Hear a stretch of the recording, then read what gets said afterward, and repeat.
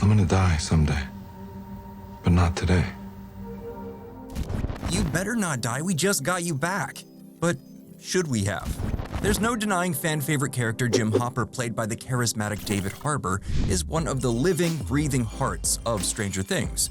But after apparently dying in a moving and heroic self-sacrifice at the end of Season 3, Hopper's storyline in Season 4 never really seemed to justify the decision to keep the character living and breathing.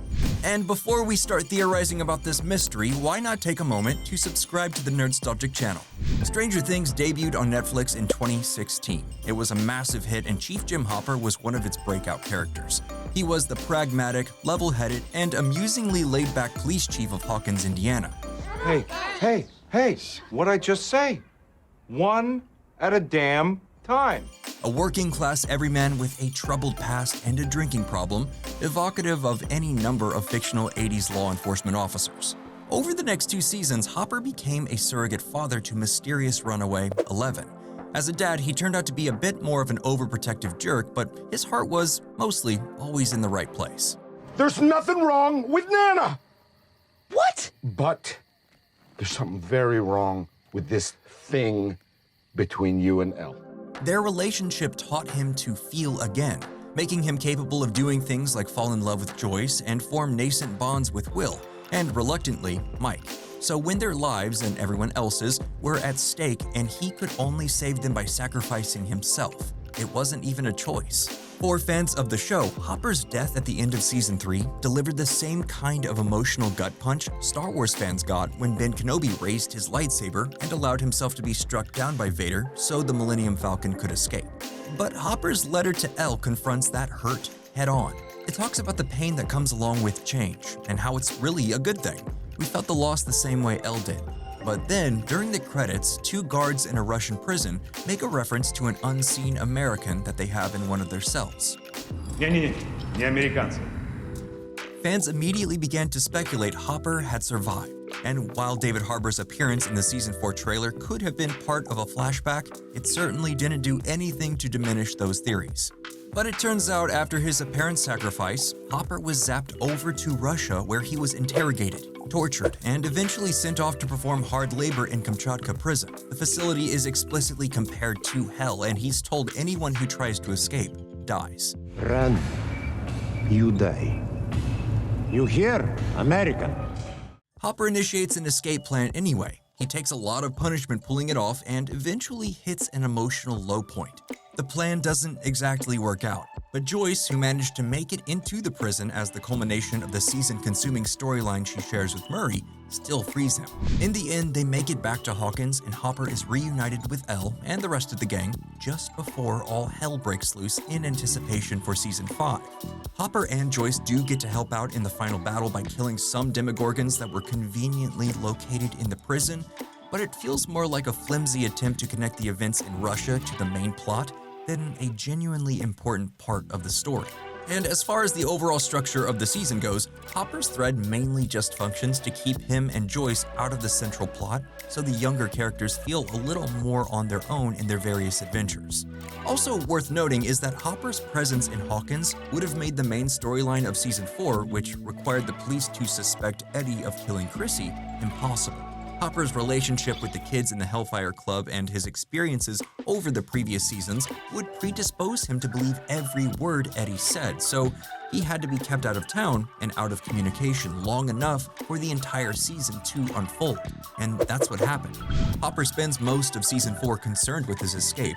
The storyline is a slow burn, and it doesn't even really take advantage of all of the impossibility it creates around the prison. As far as Prison Break stories go, his plan turns out to be pretty straightforward. He bribes another prisoner into sledgehammering his leg cuffs so it can be removed, wins a fight with some guards, and steals a snowmobile to make a break for it. It takes most of the season, and it all feels pretty toothless. The show's general unwillingness to kill its main characters, along with the specific improbability they would kill Hopper so soon after resurrecting him, made it hard to believe he was ever in any real jeopardy. Even he didn't seem nervous. It was impressive. You don't even seem nervous, American. I'm impressed. All the physical trauma he would have experienced from the cold and the torture and the beatings is also just kind of shrugged off. This Hopper is seemingly impervious to the consequences of injuries. Even the damage he incurs to his ankle while it's being sledgehammered never really slows him down all that much. That's because far from being a nuanced take on an 80s everyman cop that we met in Season 1, or even the quippy Irwin Fletcher-style investigator of Season 3, this Hopper is a fully formed 80s action hero. A mashup of influences like MacReady from The Thing and Braddock from the Missing in Action movies. And through the vast majority of the season, he is as steely as any of those characters. That choice by the creators left actor David Harbour with little to play with in the fact of Hopper's emotional life, and as a result, much of the story feels a little flat. A few scenes do go there. There are moments where he ruminates on his experiences in Vietnam, talks about the death of his daughter, and he explains how it all led to his problems with drugs and alcohol, and they're not bad, but your mileage may vary on how revelatory they actually feel. And just to be clear, none of this is on David Harbour. The actor absolutely gives it his all and even lost 30 pounds so he would look the part of a guy who's been in a Russian prison for 8 months. You look... Not fat. His performance throughout Season 4 is absolutely one of the best things Hopper's storylines has going for it. But there's an argument to be made that the show should have let Hopper stay dead. Stranger Things' reluctance to kill main characters has not exactly escaped the notice of fans or cast members, a topic we cover in our other video about Stranger Things. Check it out, link in the description. Hopper's death didn't do much to change that, but Hopper also wasn't just another character who survived a situation he shouldn't have. He had sacrificed himself, and allowing him to survive stripped that defining character decision of a lot of its dramatic weight. The show tries to make up for it by repeatedly brutalizing him both mentally and physically, but it's not the same. Which isn't to say we want to see him suffer, we want to see him become a better man. The journey to his sacrifice was a beautiful example of that arc. It felt complete. And while it's certainly the creators' prerogative to keep one of their characters alive, it also feels like they struggled to find something to do with him in Season 4. Hopper spends pretty much all of 9 episodes in a narrative cul-de-sac. His storyline isn't totally without memorable or effective moments, but at the same time, he barely gets to interact with any of the other main characters and has no role in the central plot of the season until late in the final episode. And even there, his participation feels a little tacked on. But while Hopper was out of the loop, everyone, especially Eleven, showed real growth. They all started learning how to get on in the world without their guardian police chief watching over them. It was the kind of growth you'd hope to see at the end of Season 3.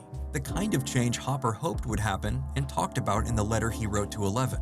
And it was sometimes painful, sad, surprising, and happy, just like he knew it would be. Ultimately, watching the Duffer Brothers restore Hopper to the Stranger Things universe, while undeniably a joyful development for a lot of fans, made it impossible not to think about that letter. He explained that he knew Eleven was growing and changing, and that scared him. He wanted to stop the change and make things go back to how they were. But he had learned something his creators may have forgotten. That's not how life works. Even though it hurts, you have to embrace change, learn from it, and grow. So, what do you think? Do you like what Stranger Things did with Hopper in Season 4? And if not, how would you have fixed it? Let us know down in the comments below, and if you enjoyed this video, you'll definitely find others you'll like if you check out the rest of the channel. As always, thank you for subscribing to Nerdstalgic.